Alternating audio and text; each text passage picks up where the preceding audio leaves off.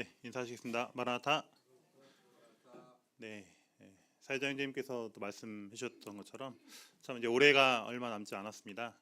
제가 계산을 해보니까 이제 한 230시간 정도, 올해가 2024년 이제 230시간 정도 남은 것 같습니다. 열흘도 이제 남지 않았는데요. 참 열흘 동안 그 1년 동안 355일의 시간 동안 어떻게 지내왔나 또 생각해 보면서 또 오늘 찬양도 드렸지만은 참 지금까지 지내온 것이 다 하나님의 은혜다라는 것들을 생각해 보게 되고, 또 우리는 항상 실수가 많고 연약하지만은 또 하나님의 그 계획 가운데 우리가 있기 때문에 참 하나님의 그 뜻대로 우리의 삶이 이루어지고 또 이루어지고 나가고 있다라는 사실에 대해서 참 감사가 되는 것 같습니다. 개인적으로 저희가 이제 지금 그 같이 공부하고 있는 것 중에 하나의 가정에 대해서 같이 한 달에 2번 정도 이제 같이 모임을 가지면서 책을 읽고 같이 나누는 시간이 있었는데요. 어제 이제 그걸 마지막으로 마무리하면서 강사님께서 이제 그 말을 하시더라고요. 본인 이제 12년 전에 암 선고를 받았대요. 암 선고를 받았는데 그때 진짜 죽었다라고 생각했었는데 기적적으로 이제 또 이 치료가 돼서 참 그 이후로 암 선고 받고 난 이후로 그 이후의 삶은 정말로 덤으로 사는 거다라고 얘기하시면서 또 본인이 이렇게 덤으로 살아가면서 이렇게 성도님들에게 도움을 줄 수 있어서 감사하다라는 이런 고백들을 한 것들을 생각해 보게 되었습니다. 참 우리 그리스도인의 삶도 좀 그걸 생각해 보면서 그와 마찬가지지 않나. 참 우리 죄인으로서 또 멸망할 수밖에 없었던 그런 사람들이었는데 하나님께서 우리를 구원해 주셔서 또 구원해 주고 바로 우리를 데려가신 것이 아니라 이 땅에 남겨주셔서 참으로 덤으로 살아가는 인생들을 허락하셨는데 참 이 시간들이 과연 날 얼마나 귀중하게 또 소중하게 생각하고 또 하나님께서 나에게 주신 이런 부르심에 대해서 얼마나 응답하고 살아가고 있는가에 대해서 그 강사님의 말씀을 들으면서 생각을 해보게 되었던 것 같습니다. 그래서 참 우리 마지막이 서운함이 아니고 아쉬움이 아니라 정말 감사함으로 또 하나님을 찬양함으로 잘 마무리가 되었으면 좋겠습니다. 지난 시간 말씀으로 우리가 누가 우리를 대적하리요 하나님의 주권과 우리의 승리라는 주제로 같이 교제를 나눴습니다. 로마서 8장 지난번에도 같이 교제를 나눴었지만은 로마서 어떻게 보면 성경에서 가장 중요한 이 책 중에서 또 가장 핵심적인 그리스도인의 또 복음을 들은 성도들에게 어쩌면 가장 필요한 말씀이 로마서 8장에 들어있다라고 말씀을 드렸습니다. 그러면서 로마서 8장 31절에 이렇게 시작하고 있습니다.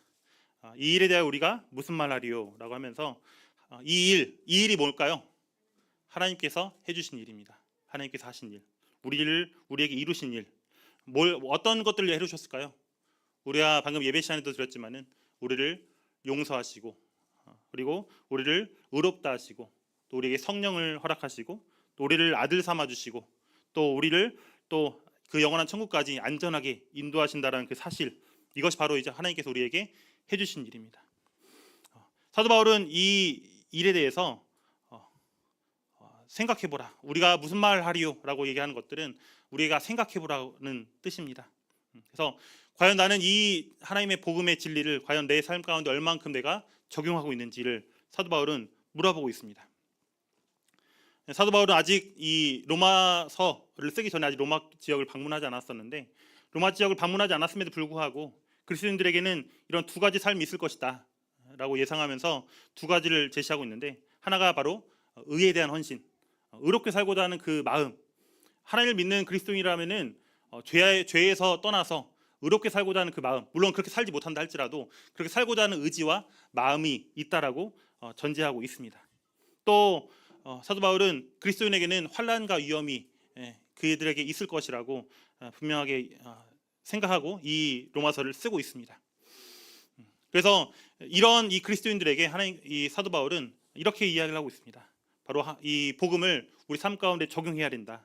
하나님께서 우리에게 주신 선물들, 하나님께서 우리의 칭의, 아들됨 이런 것만 우리가 끝나는 것이 아니라 하나님께서는 그 외에도 그의 부차적인 것들을 우리에게 이 땅 가운데서 하나님을 통해서 누리는 기쁨, 또 하나님을 통해서 누리는 평안, 하나님을 통해서 누리는 소망, 이런 것들을 우리가 이 땅 가운데 충분하게 누리며 살기를 원하고 계신다는 사실입니다. 그런데 우리 삶은 어때요? 항상 기쁨과 평안과 소망으로 가득 차 있나요? 우리가 닥치는 여러 가지 어려움들과 환난들로 인해서 우리는 참 매 순간마다 낙심하기도 하고 또 실망하기도 하고 슬퍼하기도 합니다. 하지만 우리는 그럴 때마다 우리는 하나님께서 우리에게 해주신 일들을 기억해야 되겠고, 또 우리에게 주신 이 복음을 다시 떠올리면서 하나님께서 얼만큼 우리에게 뛰어나고 위대한 일들을 행하셨는지 그 복음을 기억하면서 내가 지금 누리고 있는 이런 일들이 참으로 슬픈 일들이 아니라 하나님께서 나를 기쁘게 빚어가시는 과정이라고 우리가 생각하고, 또 우리가 감사함으로 이런 모든 것들을 받아들여야 할 것이라는 사실입니다. 그래서 우리가 그 뒤로 이어지는 만일 하나님이 우리를 위하시면 라는 말에 대해서 우리 같이 교제를 나눴습니다. 이 하나님께서는 어떤 분이세요? 온 세상의 주권자이십니다. 주권이란 건 뭐예요? 주인이라 주인 된 권리라는 거죠. 이 세상의 모든 것들의 주인은 바로 누굴까요? 바로 하나님이십니다. 하나님께서는 이 모든 우주를 창조하셨고 또 모든 역사들을 하나님의 주권 가운데 인도하고 계십니다. 대통령이 얼마 전에 탄핵이 됐었죠. 이것도 하나님의 계획이 있을까요, 없을까요? 있다는 사실입니다. 하나님께서는 이 모든 사건들이 하나님의 그 계획 가운데 또 하나님의 그 인도하신 가운데 이 모든 것들을 인도해 나가신다는 사실입니다. 하나님께서는 인도자를 지도를 세우시기도 하시고 폐하시기도 하시고 이 모든 것들이 하나님의 손에 있다는 사실들을 우리는 기억해야 됩니다. 그리고 그 하나님께서는 뭐 하십니까? 뭐 하시나요? 우리에게 언약하십니다. 약속을 해주십니다. 근데 이 약속은 우리가 예상하지 못했던 이런 약속이기도 합니다. 우리 이렇게 바라지도 않았었고 또 감히 우리가 기대하지도 않았었는데 하나님께서는 우리에게 그런 약속들을 하시고 또 약속을 반드시 어떻게 하시나요? 반드시 지키십니다. 우리에게 그 은혜를 베풀어 주시고 그 은혜의 상징으로 우리에게 약속하시고 그 약속을 지켰었고 지키고 계시고 앞으로 지켜 나가실 것이라는 사실입니다. 그렇기 때문에 하나님께서 우리를 위하신다라는 의미는 이 주권자이신 하나님께서 우리에게 약속하고 계신다는 사실입니다. 뭐라고 약속하고 있는 건가요? 바로 하나님께서 누구의 편이 되신다? 내 편이 되신다. 우리의 편이 되신다라고 하나님께서는 분명하게 약속하고 있기 때문에 우리는 우리를 반대하는 어떠한 그 반대와 방해도 우리를 꺾을 수 있을까 없을까요? 없다라는 사실입니다. 지금 당장 어떤 심각한 문제들이 우리를 괴롭게 하고 힘든다 할지라도 우리는 반드시 이 어려움들을 이길 수 있어요, 없어요? 이길 수가 있다라는 것들을 사도 바울은 기억해야 된다라고 지금 말씀을 통해서 강조하고 있습니다. 그래서 우리가 시편 56편을 말씀을 통해서 이 내용들 다시 한번 하나님께서 내 편이라는 사실들은 어떤 의미인지에 대해서 또 같이 교제를 나눴습니다. 시편 56편에 있는 이 시편 기자의 상황을 보면은 어때요? 좋은 상황이에요? 위험한 상황이에요? 상당히 위험한 상황이에요. 원수가 종일 나를 삼키려 하고 나를 교만하게 치는 자가 엄청 많은 상황입니다. 내 생명이 항상 위태롭고 정말 위급한 상황인데도 불구하고 이 시편 기자는 뭐라고 얘기하고 있냐면은 나는 승리할 것이다. 왜? 하나님께서 내 편이시기 때문에 라고 승리의 선언을 하고 있습니다. 지금 승리했나 안 했나요? 아직 승리 안 했어요. 그럼에도 불구하고 이 시편 기자는 강력하게 나는 분명히 승리할 것이다 라고 선언하고 있습니다. 그것은 이 시편 기자는 하나님께서 내 편이라는 사실들을 분명하게 알았고 또 그것들을 내 삶 가운데 적용하고 있었기 때문에 이런 고백을 할 수 있었다는 것입니다. 그래서 이 하나님을 전무로 믿고 하나님을 따르는 이 신자들은 이 세 가지 특징들이 나온다고 말씀드렸습니다. 하나님을 항상 찬송하고 또 하나님께 계속 나아가는 기도하고 또 하나님께 항상 감사하는, 그리고 감사로 끝나는 것이 아니라 정말 하나님께 감사해서 내 삶을 드리고자 하는 그런 열정으로 가득 찬 이 신자의 모습들을 이 시편을 통해서 볼 수가 있습니다. 그래서 우리가 이 말씀을 기억하면서 우리는 사도 바울을 통해서 이렇게 이야기하고 있다라고 생각해 볼 수가 있습니다. 역대하 32장 7절 8절인데요. 같이 한번 읽어보도록 하겠습니다. 시작. 너희는 아스루 왕과 그를 따르는 온 무리로 말미암아 두려워하지 말며 놀라지 말라. 우리와 함께하신 이가 그와 함께하는 자보다 크니 우리와 함께하시는 이는 우리의 하나님 여호와시라. 반드시 우리를 도우시고 우리를 대신하여 싸우시리라. 네. 구약에 보면 히스기야가 그 당시 위대한 제국, 오늘날 따지면 미국 같은 또 중국 같은 이런 거대한 나라가 자기 나라를 침공해왔을 때 히스기야는 이런 고백을 합니다. 두려워하지 말며 놀라지 말라. 왜요? 내 옆에는 우리와 함께 하신 이가 계시고 또 그 하나님께서는 바로 그와 함께 하자는 것보다 크다. 그들이 얼마나 많은 군대를 갖고 있다 할지라도, 아무리 뛰어난 신을 갖고 있다 할지라도 우리 하나님께서는 그보다 크다라고 분명하게 알고 있었습니다. 그래서 그 하나님께서 우리를 대신해서 또 우리를 도우시고 싸우실 것이라고 이 히스기야는 알고 있었고, 또 백성들에게 선포하는 것들을 볼 수가 있습니다. 사도 바울도 우리가 히스기야 이렇게 고백했던 것처럼 우리 삶 가운데 이런 고백이 나오기를 바라고 있다는 사실입니다. 하나님, 우리와 함께 하신 분이 얼마나 위대하신 분이신지, 또 그 하나님께서는 얼만큼 나를 돕고 또 얼만큼 내 옆에서 나를 대신해서 싸우기를 원하시는지를 우리는 항상 기억해야 된다는 사실입니다. 그래서 이 복음은 단순히 천국 가는 티켓으로 끝나는 것이 아니라 이 땅 가운데서 참으로 하나님의 이런 주권적 보호를 깨달을 수 있게 되고, 또 우리가 이 땅 가운데서 참 많은 두려움과 염려들이 있어요. 또 걱정과 불안들이 있는데, 그런 두려움에서 우리가 자유로워질 수 있는, 또 우리가 이 정말 내 앞에 있는 큰 문제의 어려움들을 우리가 부딪혀서 싸울 수 있게 하는 힘을 이 복음이 제공할 수가 있다는 사실입니다. 그래서 우리는 항상 이 복음이 복음 집회 때만 듣는 그냥 우리가 구원받는 수단이 아니라, 정말 우리가 이 땅 가운데서 그리스도인으로서 그리스도인답게 살아가기 위해서는 이 복음이 정말로 필요하고, 이 복음의 능력으로 우리가 살아갈 때만이 참으로 우리가 참된 그리스도인 삶을 살아갈 수 있다는 사실들을 우리는 말씀을 통해서 기억해 볼 수가 있습니다. 네, 여기까지가 이제 지난 시간 내용이었었고요. 오늘 주제를 들어가기 전에 성도님께 하나 질문을 드리려고 합니다. 뭐처럼 보이시나요? 네, 보물상자죠, 보물상자. 성도님들의 보물 1호, 성도님들이 가장 소중하게 생각하는 거, 이것 없으면 절대 안 된다. 그리고 이걸 잃어버리면 절대 큰일 난다. 정말 큰일 난다. 혹시 이런 것들 있으신가요? 다들 하나씩 있으시죠? 정말 이게 없으면 내가 정말 살아갈 수 없을 것 같은, 도저히 세상을 살기 힘들 것 같은 것들 있으세요? 뭐가 있으세요? 자녀. 또 기수자매는 또 손주 엄청 귀여우시죠, 그렇죠? 또 자녀와 가족들, 또 부모님들 소중하죠, 그렇죠? 또 당장 우리가 이제 먹고 살기 위해서는 또 돈도 있어야 되겠죠. 없이 우리가 살아갈 수 없으니까. 또 어떤 분은 자동차가 중요할 수도 있고, 또 어떤 사람들은 학생들 요즘에 또 아이폰으로 많이 바꾸더라고요. 휴대폰. 그렇게 바꾸기를 소망했던 이 휴대폰, 갖기를 원했던 휴대폰이 될 수도 있고, 또 직장을 찾는 분들한테는 또 직장이 정말 소중한 존재일 수가 있습니다. 이것들을 잃어버리게 되면 어떻게 될까요? 이것을 잃어버리게 되면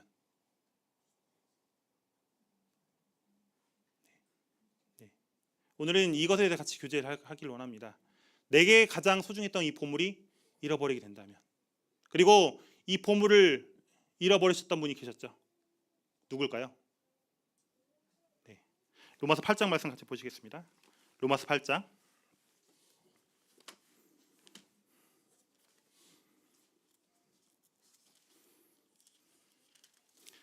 로마서 8장 32절 말씀 같이 읽도록 하겠습니다. 로마서 8장 32절입니다.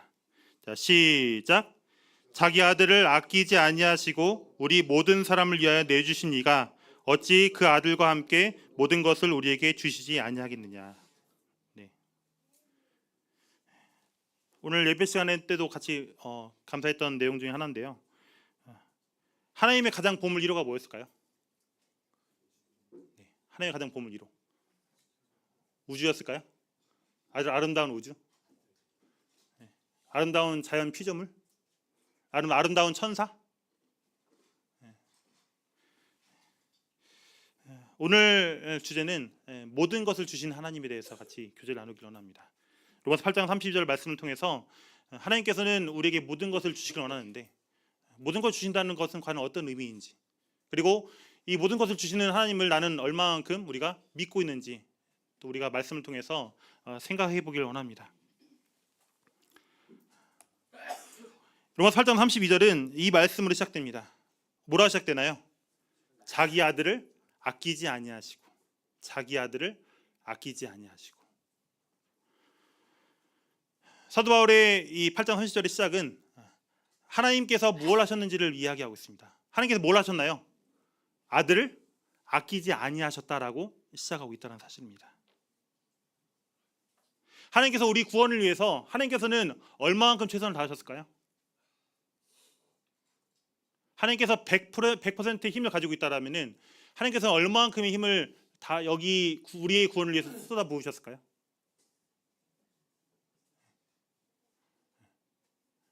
그걸 우리가 말씀에서 알 수 있죠. 하나님께서 가장 귀하게 여기는, 하나님께서 가장 소중하게 여기는 누구를 보내셨어요? 아들 예수님을 이 땅에 보내셨다는 사실입니다. 하나님께서는 우리를 구원하시기 위해서 단순히 그냥 뭐 별 하나, 뭐 천사 하나, 뭐 천사 만 그룹이라고 하나요? 아무튼 단위도 있는데 그렇게 우리를 구원하기 위해서 그런 존재들을 사용하신 것이 아니라 하나님이시면서 하나님의 아들이셨던, 자기가 가장 친했고 가장 자신의 마음을 잘 알아주었고 또 자신의 아들이었던 이 하나님이셨던 예수님을 이 땅에 보내주셨습니다. 하나님께서는 아들 예수님보다 더 귀한 걸 우리에게 줄 수 있을까요? 어떠세요? 하나님께서 더 이상 아들 예수님보다 더 소중한 게 남아있을까 없을까요? 하나님께서는 가지고 있는 것들 다 주신 거예요. 예수님 뭘 주신 것을 통해서, 아들 예수님을 주신 것을 통해서. 하나님께서는 이제 아들 예수님까지도 보냈기 때문에 하나님께서는 갖고 있는 게 있을까 없을까요? 이제 없어요. 아들 예수님이 정말 다른 것들은 그냥 말로 모든 것들 만들 수 있는데 아들 예수님 말로 만들 수 있어요? 아니에요. 하나님께 이 아들 예수님께서는 창세 전부터 함께 하셨던 분이십니다. 근데 이 아들 예수님을 우리를 위해서 이 땅에 보내시고 또 죽게 하셨다는 사실입니다. 우리는 하나님의 마음을 잘 이해할 수가 없어요. 하나님께서 이 아들을 보낸다는 것이 얼마만큼 가슴 아픈 일이고 슬픈 일이었는지, 또 얼마만큼 위대한 결단이었는지를 우리는 다 이해 못합니다. 또 마찬가지로 우리는 예수님께서 그 십자가 형벌을 받으셨다고 하는데 우리가 그 형벌 받아봤어요? 안 받아봤어요? 안 받아봤죠. 그 고통이 얼마만큼 심각하고 정말 얼마만큼 뼈아픈, 얼마만큼 정말 수치스러운 이 일이었는지를 우리도 다 이해할 수가 없습니다. 하지만 우리는 예수님께서 십자가에 지셨다는 사실을 통해서 우리는 이걸 알 수 있죠. 뭘 알 수 있나요? 하나님께서 우리를 얼마만큼 사랑하셨는지, 하나님의 사랑의 깊이가 얼마만큼 되는지를 하나님께서는 나타내셨다는 것입니다.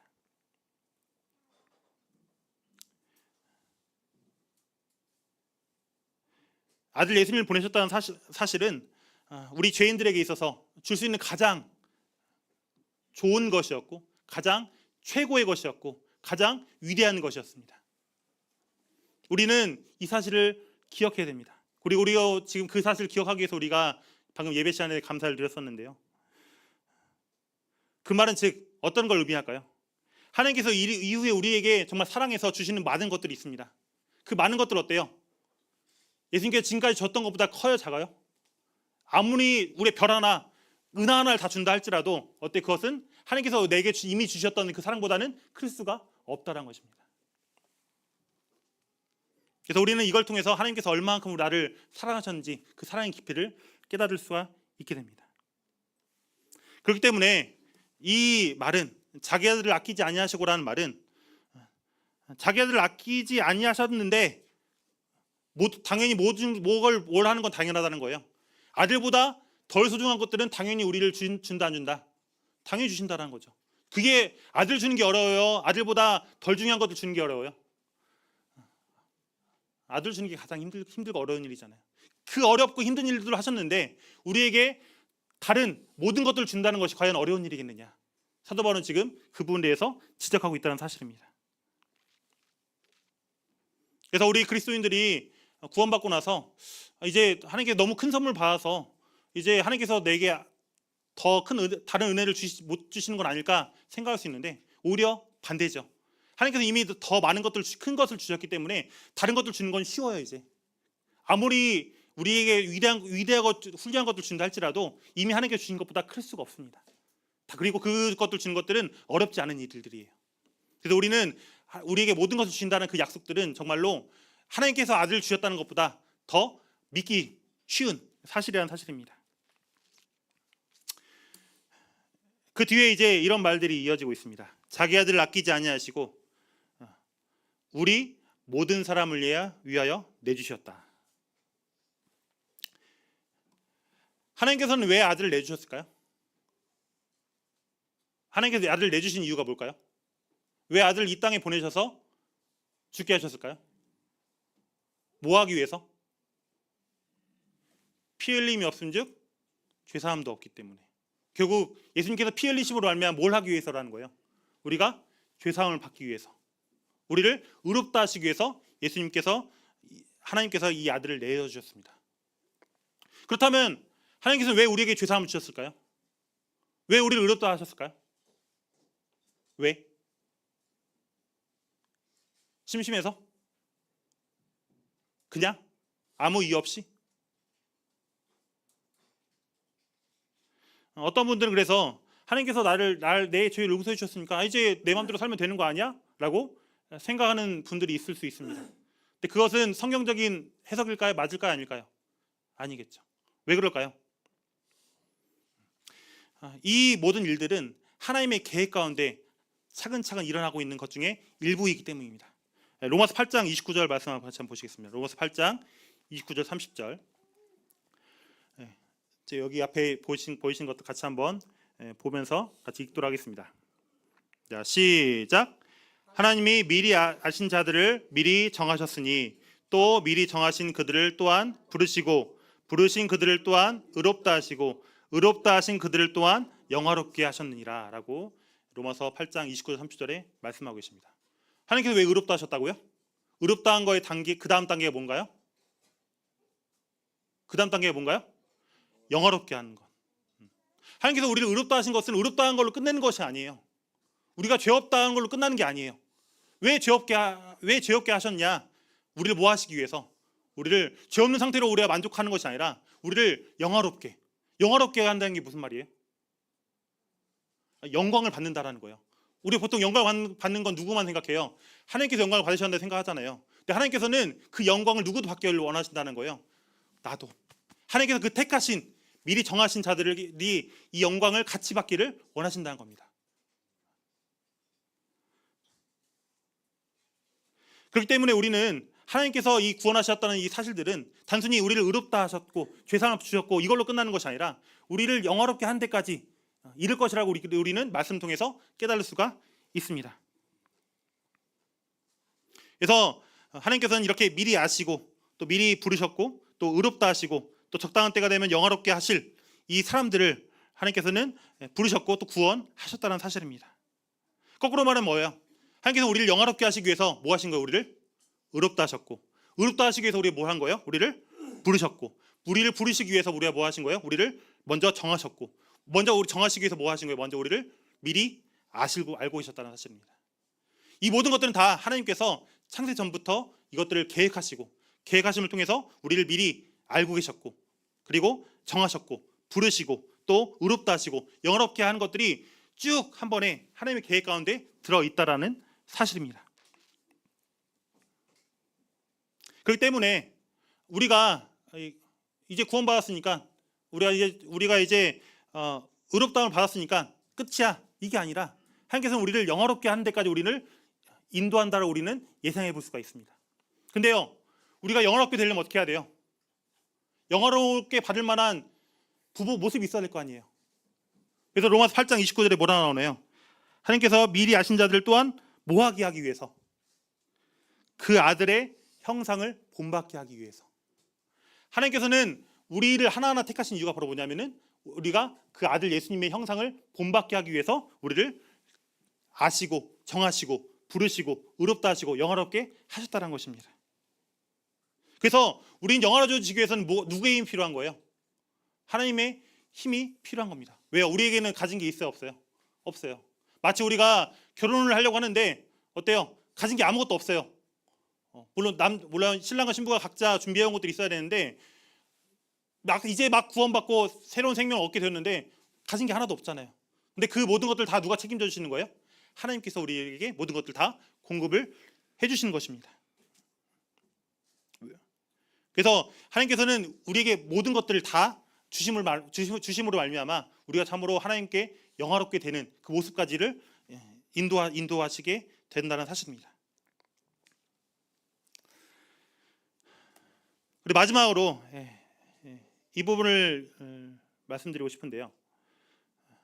사도 바울이 이 모든 것을 주신다라고 말한 의미가 무엇일까를 생각해 보면서 하나님께서는 모든 것을 줄 수 있는 분이시다라는 것들을 다시 한번 각인시키기 위해서 이 말씀을 하셨다라고 귀재드리고 싶습니다.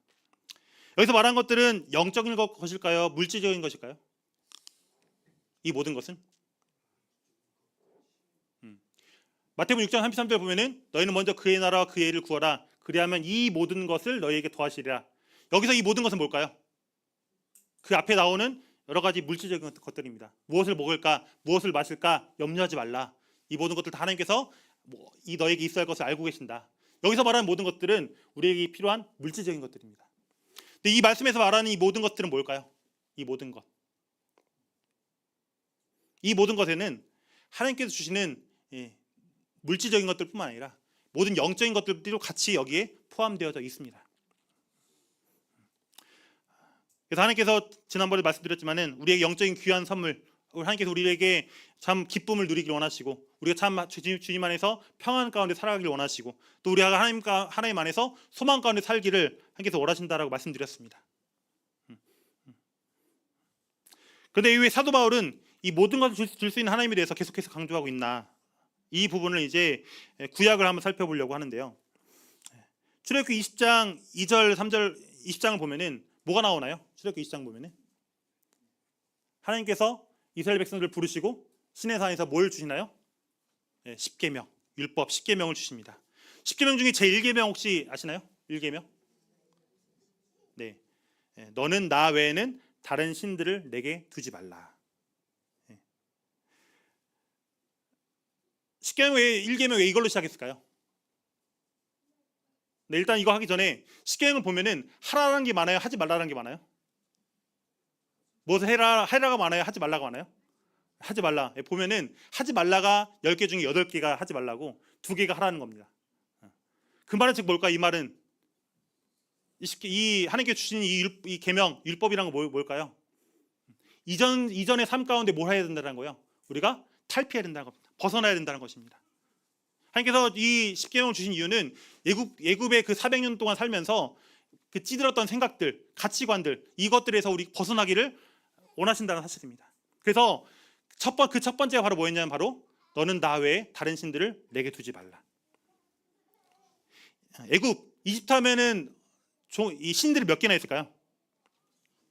네, 이집트 연구하신 분들 보면은 무수히 많은 신들이 있습니다. 특히 이집트는 다신교여서 무수히 많은 신들이 있었기 때문에 이 신도 섬기고 이 신도 섬기고 이 신도 섬기고 또 신전도 엄청 많습니다. 각각 그 신에 맞는 그 신전들. 그런 문화 가운데서 이스라엘 백성들은 400년 동안 살아온 거예요.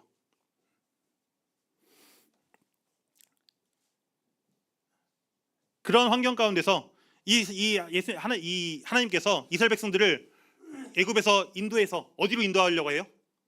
가나안으로 인도하려고. 근데 이 가나안도 어떤 땅일까요? 신들이 많은 땅일까요? 적은 땅일까요? 많은 땅이, 여기는 뭐 바알신, 아세라신, 엄청나게 많은 신들이 또 이 가나안 땅에 많이 있었다는 사실입니다.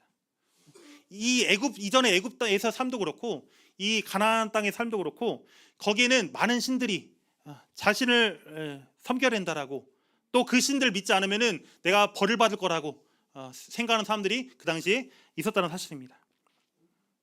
그런 이 세상의 가치관 속에서 살아가고 있는 그 이스라엘 백성들에게 하나님께서는 분명하게 말씀하고 있습니다. 뭐라고요? 너는 나 외에는 다른 신들을 내게 두지 말라. 누구만 섬겨라? 하나님만을 섬겨라. 옛날 시대를 보면은 그 각각의 신들은 어때요? 그 숫자가 많은 만큼 힘이 클까요, 작을까요? 힘이 영향력이 딱 있어요. 바다 신은 어때요? 바다만 관장하고, 옥수수 신은 옥수수만 관장하고, 또 정글의 신은 정글만 관장하고, 이렇게 각각 영역이 있는 신들이 있었습니다. 그러니까 어때요? 여기 가면 이 신을 섬겨야 되고 저기 가면 이 신을 섬겨야 되고 정말 무수히 많은 신들, 그 신들을 또 노여워하지 않게 하기 위해서 수많은 제사와 제물들을 드려야 했던 상황이었습니다. 그래서 하나의 신만 예배를 한다는 것은 그 당시 이스라엘 백성들에게 익숙한 일이 아니었어요. 오히려 많은 신들을 섬기기 당연한 거였어요. 당연히 우리가 평안하게 살려면은 당연히 여러 신들을 섬겨야지. 어떻게 하나 신만 섬길 수 있어? 이렇게 생각을 했다는 것입니다. 그런 하나님께서는 이제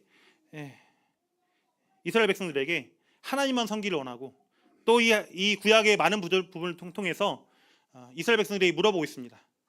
너는 과연 하나님만 섬기고 있냐? 아니면은 하나님도 섬기고 있냐? 이스라엘 백성들이 광야에서 모세가 이 십계명 받아가는 동안 뭘 섬겼나요? 금송아지 섬겼대, 금송아지. 근데 금송아지가 알게 아시겠지만은 하나님을 배신한 게 아니에요. 이게 하나님이라고 생각했다라는 거예요. 형상을 만들어서. 그래서 우리가 생각할 수 있는 것들은 하나님께서 원하신 것들은 정말 보이지 않는 하나님, 이 하나님만 우리가 의지하며 살아가기를 원하시는데 우리의 인간들은 어때요? 눈에 보이는 또 우리가 의지할 수 있는 존재들을 우리가 찾고 구하고 있는 모습들을 우리가 이 이스라엘 백성들 중에서 발견할 수 있다는 사실입니다. 그 이스라엘 백성들에게 하나님께서는 이렇게 말씀하고 있는 겁니다.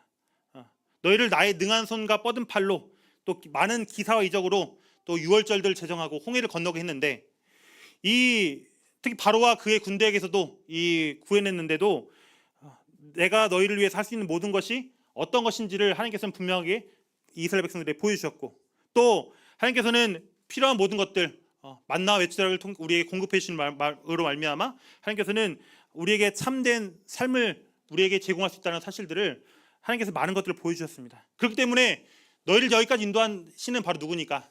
나니까. 누구만 따라야 된다. 나만 따라야 된다. 나만 섬겨야 된다라고 하나님께서는 이 출애굽기를 통해서 또 구약 많은 이야기 부분들을 통해서 말씀하고 있다는 것입니다. 근데 이스라엘 백성들은 그렇게 살았을까요? 못 살았을까요? 그렇게 살았을 때도 있었죠. 근데 어떤 때도 있었나요? 그렇지 못할 때가 또 있었죠. 하나님만 섬기는 것이 아니라 하나님도 섬기는, 하나님도 섬기고 저 신도 섬기고 또 다른 신도 섬기고 적당히 타협하면서 살아가는 삶이 있었다는 사실입니다. 예수님께서도 이와 동일한 말씀을 하셨습니다. 마태복음 22장 37절 38절인데요. 같이 한번 읽어보도록 하겠습니다. 마태복음 22장 37절 38절 시작. 내 마음을 다하고 목숨을 다하고 뜻을 다하여 주 너의 하나님을 사랑하라 하셨으니 이것이 크고 첫째 되는 계명이요. 한 율법교사가 와서 하나님께서 주신 계명이 무엇이냐라고 물어봤을 때 예수님께서 이렇게 말씀하셨습니다. 율법엔 613가지 율법이 있다고 하는데 가장 중요한 것이 무엇이냐라고 했을 때 바로 마음을 다하고 목숨을 다하고 뜻을 다해서 주 너의 하나님을 사랑하는 것이 첫째 계명이다라고 예수님께서는 분명하게 말씀하고 있습니다. 이것은 우리 구약의 율법으로 끝나는 것이 아니라 오늘날 이 땅에 살아가는 그리스도인들에게 동일하게 해당됩니다. 우리는 이 땅에 살아가는 동안 누구를 사랑해야 되나요? 하나님만을 사랑해야 됩니다. 어떻게 사랑해야 되나요? 내 마음을 다하고 목숨을 다하고 뜻을 다하여 하나님을 사랑해야 될 것입니다. 이것이 가장 첫 번째 되는 우리가 가장 먼저 생각해야 될 가장 중요한 일이라는 사실입니다.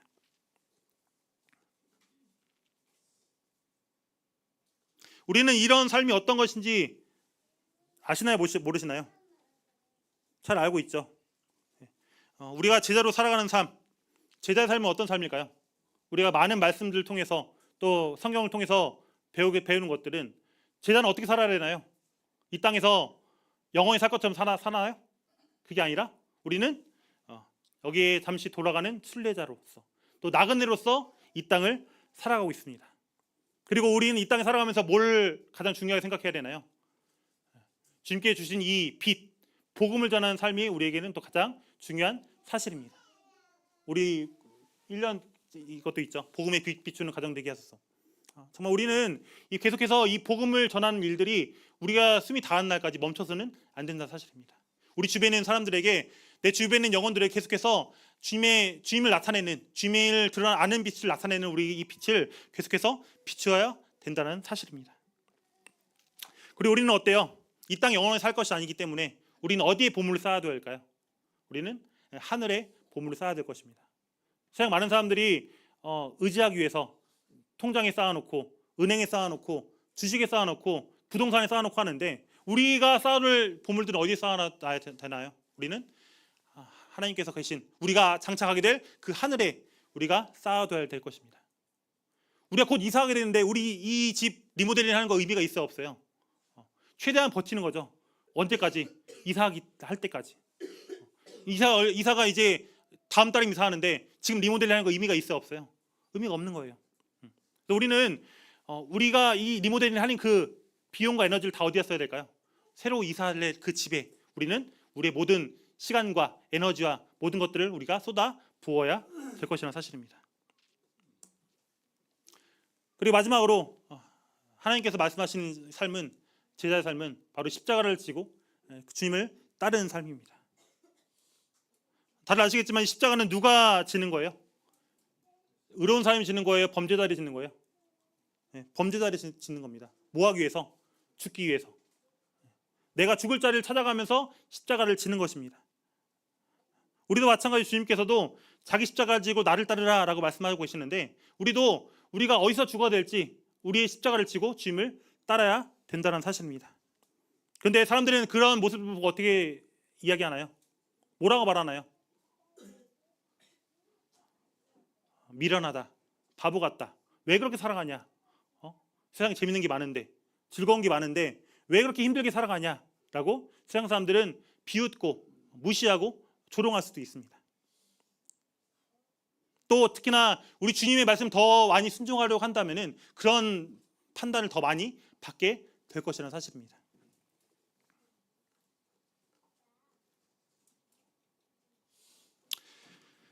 그런데 우리가 우리 모습들을 돌아보면 우리가 정말 제자의 삶을 잘 살아가고 있는지 또 생각해 보게 되는 것 같습니다.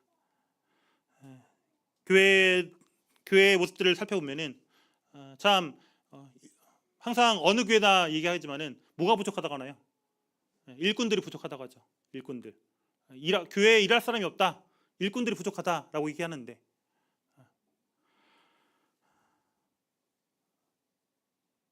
사람은 있는데 일꾼이 없다는 거죠. 그 일을 할 만한 일꾼들이 없다. 또 우리가 어떤 일들, 하나님의 일을 하기 위해서 일을 하는데 재정이 부족하다, 이런 이야기도 들을 때가 있고요. 또 우리가 이 땅에 살아가는 것들은 부차적인 것들인데, 우리가 이 땅에 있는 것들로 가지고 일희일비하는, 또 우리 그런 많은 모습들을 우리가 보게 됩니다. 그러면서 우리는 다시 우리가 정말 주님의 말씀에 순종하기 위해서 그 당시 주님과 함께했던, 또 주님을 따랐던 성도들의 모습을 우리 다시 한번 기억해 볼 필요가 있습니다. 신약 시대의 성도들은 우리의 모습과 동일할까요? 동일하지 않을까요? 동일하다 생각하시나요? 다르다고 생각하시나요? 같이 한번 보실까요? 그럼 사도행전 4장 29절 말씀 같이 한번 보시겠습니다. 사도행전 4장 29절. 자, 앞에 있는 거 같이 한번 읽어보도록 하겠습니다. 4장 29절. 자, 시작. 주여 이제도 그들의 위협함을 굽어보시옵고. 뒤에 이제 계속 기도가 이어지는데 앞에도 기도가 이어지고, 성도님은 이 뒤에 어떤 기도를 하시나요?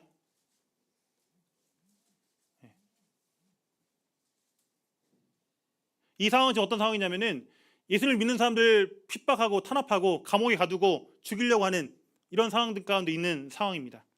그래서 이 당시 기도했던 사도행전의 그 신자들의 기도를 보면은 하나님께서 그들의 위협함을 굽어봐달라라고 이야기하고 있습니다. 우리는 이 뒤에 어떤 기도를 보통 많이 하나요? 저의 모습도 있지만은 위험하니까 뭐 해달라, 우리를 안전하게 해달라, 구해달라라고 얘기합니다. 근데 이 신약 시대 성도들은 뭐라고 기도했나 같이 한번 읽어보도록 하겠습니다. 뒤에. 자, 시작.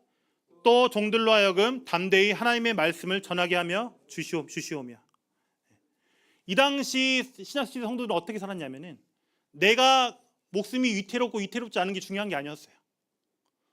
아까 말했지만 너는 마음을 다하고 목숨을 다하고 뜻을 다하여 주 너의 하나님을 사랑하라고 말씀하셨는데, 이 신약시대 성도들은 뭘 다하면서 사랑했다라는 거예요? 내 목숨까지 다해서 하나님을 사랑했다는 사실입니다. 하나님을 사랑하기 때문에 내 목숨이 어떻게 되든지 간에 뭐 하기만 되는 거예요. 하나님의 말씀만 전해지기만 한다면은, 이 종들로 하나님의 말씀이 사람들이 전해지기만 한다면 나는 내가 안전하지 않아도 위험해도 나는 괜찮다라고 고백하고 있다는 사실입니다. 참 오늘날 시대적으로 봤을 때 정말 이 안전이 정말 중요한 사회 가운데 살아가고 있는 것 같습니다. 저희 애들도 그렇지만은 조금만 위험한 행동을 하면은 위험해, 조심해라고 항상 이런 말들을 거의 입에 달며 살아가는 것 같은데요. 참 우리가 이제 안전을 중요하게 생각하다 보니까 참 한편으로는 우리가 정말 중요하고 소중한 것들을, 또 우선적인 것들을 우리가 놓치고 있지는 않는가, 우리는 생각해 볼 필요가 있습니다. 세상 사람들은 이 땅의 삶이 전부라고 생각하니까 목숨을 잃으면 돼야 안 돼요. 잃으면 안 되겠죠. 근데 우리는 어때요? 우리는 이미 새로운 생명을, 영원한 생명을 우리는 이미 소유한 사람들입니다. 그럴 때 우리는 어때요? 무엇을 두려워할 필요가 없나요? 우리는 이 땅에서 죽는 것이 우리를 위협할 수가 없다는 사실입니다. 그렇기 때문에 우리는 담대함을 가질 수 있게 되고, 또 우리는 하나님께서 해주신 일들을 우리가 용기를 가지고 우리는 이 모든 일들을 할 수 있다는 것입니다. 그럼에도 불구하고 우리는 어떻게 살아가고 있나요? 망설이고 있습니다. 주저하고 있습니다.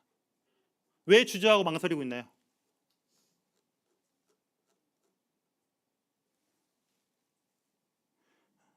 이런 모습들을 보게 되면은 이스라엘 백성들처럼 하나님을 아예 배척하는 게 아니에요. 배척하는 것이 아니라, 내가 고의적으로 하나님을 거부하는 것이 아니라, 물론 하나님의 마음 두기를 싫어하는 악인도 있지만은 하나님을 믿는 그리스도인들은 아마 그 정도까지는 아니라고 생각이 듭니다. 근데 어떤 생각이 드는 거예요? 내가 알지 못하는 이런 두려움과 불안 때문에 믿음의 선택을, 믿음의 결단을 하는 데 있어서 어려움을 겪게 됨을 생각해 보게 됩니다. 내가 그렇게 살아가게 되면은 정말 내 삶이 정말 큰 위험에 빠질까봐 염려하고 두려워해서 그 결정들을 뒤로 미루거나 하지 않고 있다는 사실입니다. 그 말은 즉, 이런 삶은 결국은 뭐가 부족한 걸까요? 누굴 믿지 않는 거예요. 이 모든 것을 주시겠다고 한 하나님의 약속을 믿지 않는 모습이라는 것입니다. 그럴 때 우리는 하나님만 섬기는 것이 아니라 어떻게 살아요? 하나님 외에 내가 의지할 수 있는 것들을 찾아서 살아가게 됩니다. 재밌는 것들, 또 내게 유익한 것들을 하나님 외의 것들에서 찾으면서 그것들을 통해서 만족을 누리면서 살아가고는 우리의 모습들을 살펴볼 수가 있습니다.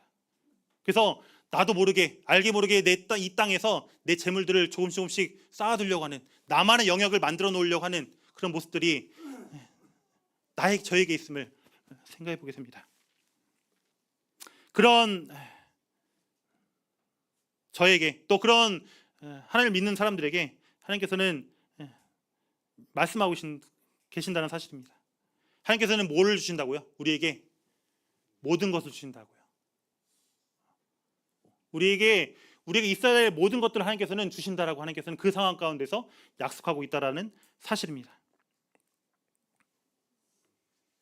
우리는 이 말씀들을 믿게 될 때 우리는 우리가 잃을 것도, 우리가 부족할 것도 없음을 우리는 확신할 수가 있습니다. 그리고 만약 하나님께서 그걸 주시지 않는다는 것은 뭘까요? 왜 안 주실까요? 제 둘째 이든이가 저희랑 같이 밥 먹어보신 분은 알겠지만은 음식을 먹을 때 어떻게 먹을까요?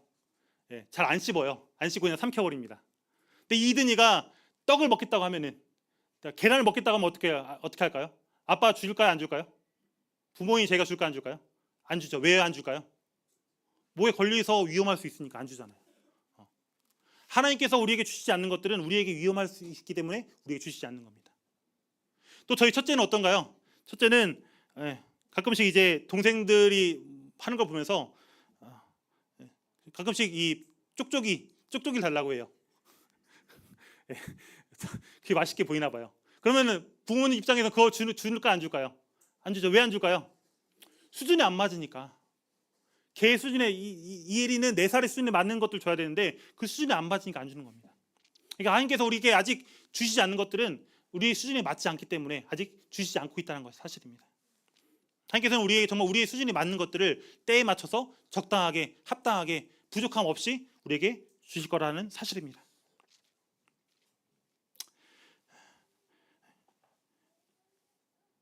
그래서 하나님께서는 우리에게 약속하고 계십니다. 뭘 약속하고 계실까요? 우리가 영원히 행복해질 것이라고 하나님께서는 우리에게 약속하고 있다는 사실입니다. 하나님께서는 우리가 영원히 행복할 수 있게, 하나님을 만난 이 순간부터 주님을 다시 얼굴을 마주할 때까지, 또 마주한 이후로도 하나님께서 그 영원한 행복을 우리가 누리며 살아가기를 원하십니다. 그러기 위해서 하나님께서 뭘 주신다고요? 그 아들과 함께 뭘 주신다고요? 모든 것을 우리에게 주시지 아니하겠느냐라고 사도 바울은 우리를 꾸짖고 또 우리에게 말씀하고 있다는 사실입니다. 하나님께서 우리의 영원한 행복에 필요한 모든 것들을 우리에게 허락하십니다. 그리고 우리 행복에 방해될 것들을 우리에게 뺏어가세요. 우리가 아이에게 유해한 것들을 멀리하는 것처럼 하나님께서 우리에게 우리를 다치게 하고 우리를 위험하게 하는 것들을 하나님께서는 멀리 떨어뜨리십니다. 우리가 이 사실을 믿을 때 정말 하나님께서는 얼마만큼 좋으신 분이시고 선하신 분이시고 또 모든 것을 주실 수 있는 분이신지 우리는 생각해 볼 수가 있습니다. 그래서 우리는